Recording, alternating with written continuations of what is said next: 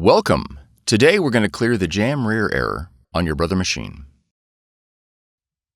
This video will cover multiple models and operating systems. Even though your machine may not match the model on the screen, the overall process will be the same.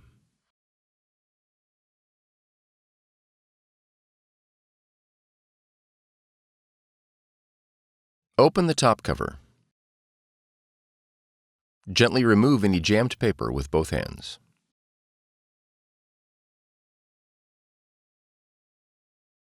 Close the top cover.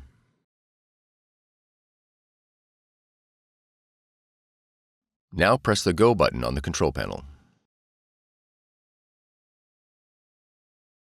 For more tutorials, FAQs, and videos, visit us at www.brother-usa.com.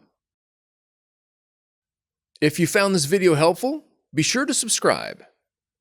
Thank you for choosing Brother.